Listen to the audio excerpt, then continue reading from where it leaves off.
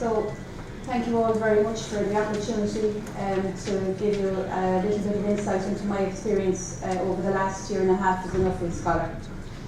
Just to give you a little bit of background about myself and my family, we farm 300 dairy cows here in Inishannon, just near West Cork.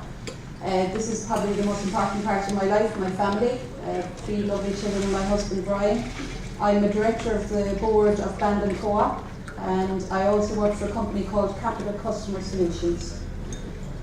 So I'd like to thank at the outset my colleagues, the 2015 Nuffield Scholars, who have been a great support to me personally, and many are still in our camp. And I'd also like to recognise my colleagues that travel around the world with me on the GFP. They're my Nuffield brothers and sisters, and there was 3 boys and 3 girls, perfect gender balance in my group, and it was a wonderful experience. So this was the leap of faith that we took when we went on our initial trip in June 2015. So these are the countries that I visited, and there were so many of them I had to write it down. So basically I started in Australia, and it was really wonderful. I started on a turkey farm, and having spoken to James and Francis Smith, I got an understanding of what the challenges were for them in their world, and to be honest with you, they were very, very similar to what we have over here in this side of the world. The labour issue and the price of the farm gate. I moved on to Japan, Indonesia, Israel, Netherlands, USA, UK, Singapore, France and Italy. And every single day was a school day. So I just want to give you a little bit of insight. I'd ask you please to read my report, because I can only give you a taste of what I saw, and it's so important that you get a full understanding. So this is Indonesia. In Indonesia you have a population of 256 million people. 53% of them are living in urban society. The women are generally the providers in the home, and 98% of the population are of Muslim faith, and they believe that where the women work outside the home, they need to be supervised by a member of the church, a male member of the church. So this particular farm that I visited had 80 female workers and 2 men supervising. The females were earning $1.50 an hour, and the gentlemen were earning $2 an hour to keep an eye on them. Okay, so they were very, very happy, and this was a very, very productive farm. Next I went to Japan, and this was really different, because in Japan you were looking at a population of 126 million, but it's going backwards. It stopped growing, it's minus. Basically, the top left-hand picture here is a lady farmer whose husband works in the Cabocho factory off farm, just down here, and she was getting 52 cents a litre for her milk. She had started out with 7 cows, she now had 70 cows, and basically she was the farmer. She had 4 children, and her father and mother-in-law were helping her to manage her family. On the right-hand side we have a group of ladies who set up a rice cooperative.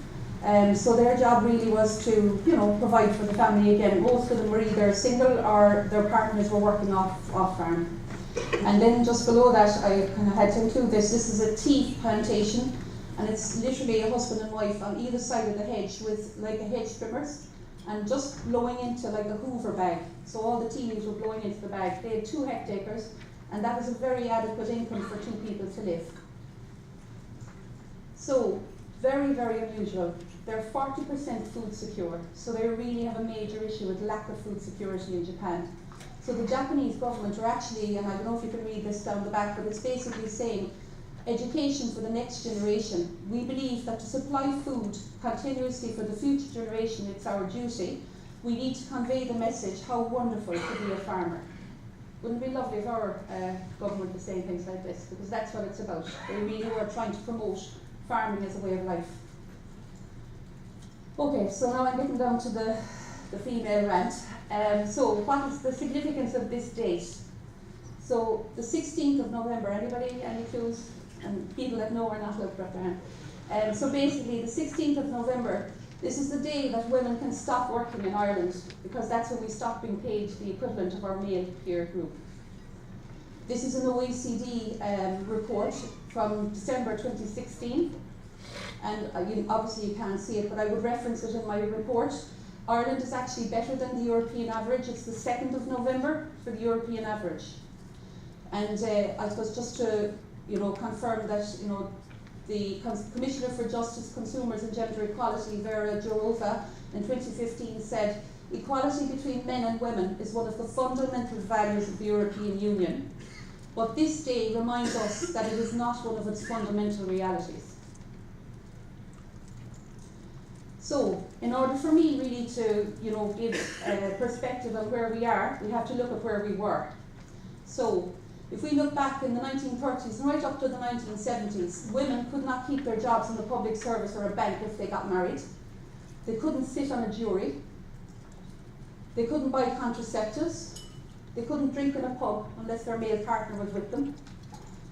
They couldn't collect their children's allowance. Women were unable to get a restraining order against a violent partner. Before 1976, and that's not that long ago, they were unable to own their own home. Women could not refuse to have sex with their husband or choose their place of residence. And unfortunately, guys, while we have sorted out 9 of the 10, we still have an issue with number 10. Women could not get the same pay for jobs as men. So, just to bring it a bit closer to the agri sector now, as I said, I'm on the board of directors in Bandon Co-op, and I'm very lucky. I have another lady colleague, Anne Kilhan, and we have a very good forward-thinking board. So there's 2 women, and out of a total of 15. So how many Dairy Co-op board members are there nationally? So I've asked this question of a good few people. Some people have guessed very close, some people have been way off. And I also asked the question of how many of those were women. So the answer is there are 405 Dairy Board Co-op members, there's 8 women, and 25% of them are in Bandon, where I am.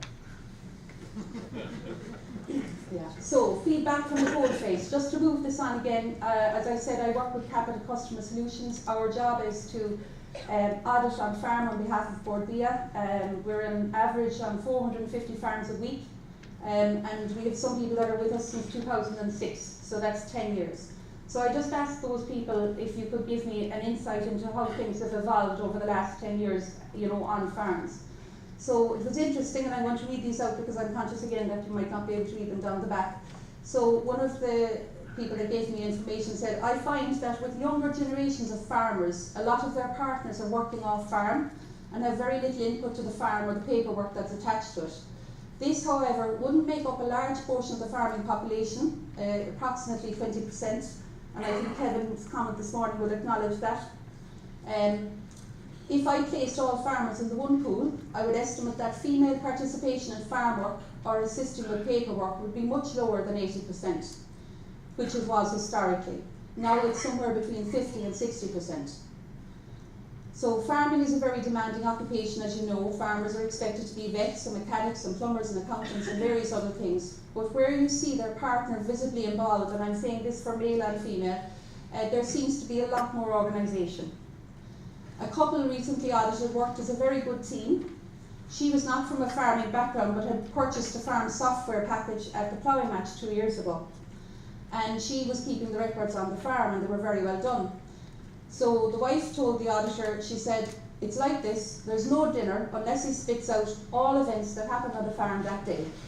So I can record them. Okay, so now I'm getting to something that's very close to my heart and something that I'm very, very, very concerned about. I manage a team of 70 auditors, and we audit from Cavan down to Kerry, and there isn't a week goes by, not 1 week goes by, that I don't get a phone call for the concern or the welfare of a producer on farm. And I think we have to acknowledge that the problem exists. This year, on Wednesday, on Ireland AM, you heard 451 people took their lives. 80% of those were men. So, I'm not saying that we women don't, have depressive thoughts, etc., absolutely not, but there is definitely a weakness there, and I think farming, as I said in my previous report there, has become much more isolated. And I think, when I get a call like that, I usually ring the co-op if it's a dairy supplier, and that's great because there's a dairy co-op behind them. But the beef farmer doesn't have a co-op necessarily, and I just wonder, you just have to look for somebody in the locality to call to them or to try and talk to them. So we would have had a speaker from Lisheen House, Noreen Murphy, who lost her husband to suicide, and she has set up a rural network basically out of Skibbereen, and it's something that I think is a challenge that faces farm families. Both genders have a job to do, and I see that the men have to be able to express themselves and women have to be able to facilitate this. And you know, I've brought this up at board level where in my own co-op, I think it's very, very, very important we acknowledge there's a problem and we do something about it. And I'm putting it out there, I'm more than willing to coordinate Noreen Murphy's efforts and do something like this on a national basis. Okay, so what needs to happen? Diversity in employment achieves a higher success rate, that's a given. Gender quotas are a crude instrument but can assist in achieving a balance and should be considered, and I'm going to quote Jim Guelph here. One of the first Nuffield scholars in 1952 was a woman. But in the 80s and 90s there was a problem. There wasn't many women either applying or being successful. So Nuffield Australia temporarily, for a couple of years, brought in a gender quota, and guess what? It worked. Women came on the board, or became Nuffield scholars, and then they wiped the requirement. It was only needed for a couple of years. It sorted itself out. So I think they're a very crude instrument, but they have to be considered. ICOS developing the opportunities for female board members through legislative change. I'm very lucky in the board of Bandon. I'm not the actual direct milk supplier, my husband is, but I was a shareholder. And I think we have to look and review all the rules committees of all co-ops have to consider giving women an opportunity to speak. I think we have a lot to bring. You talk about bringing non-executive directors because they're accountants or they have knowledge in the industry. I mean, if you look around the table of a lot of boards of co-ops, their spouses are well able to bring to the table, and they have the vested interest of being farmers. The involvement of women in senior positions on farmer co-ops, agricultural supports in both the public and private sector, and in discussion groups will lead to a much more diverse and sustainable future for Irish farming. So I just want to quote Joe Healy, the IFA president, because I thought it was very good and I read it in the Irish Farming Independent. I was delighted. I was on the train to Dublin at the time. Women bring fresh insight and common sense to the Irish Farmers Association. The biggest advantage of having women on the farm are their communications and organisation. Women look at things differently. And then I was very lucky again, and as I said, I think we have a very forward-thinking board in Bandon, and I'd like to thank the Vice Chair for attending today. Dermot O'Leary, who's our current chairman, has served on the board for 19 years at various stages since 1993, and he gave me the following quote. He said, "The broader range of individual life experiences on the board results in a broader range of informed opinion being expressed. The more diverse the group, the easier for the individual to make an outside-the-box type contribution. Women bring an obvious visual expression of diversity and inclusiveness in a male-dominated world," at board level, I said there. Depending on their individual abilities, they can and they do bring unique insight and contributions, but I consider this almost secondary to what they bring overall. Okay. Thank you all very much for your time. I'd like to just thank, if I may, my sponsor, which is the Golden Jubilee Trust. I would like to thank Nuffield Ireland, and in particular John Turrell. I would like to thank David Murphy, who was my mentor.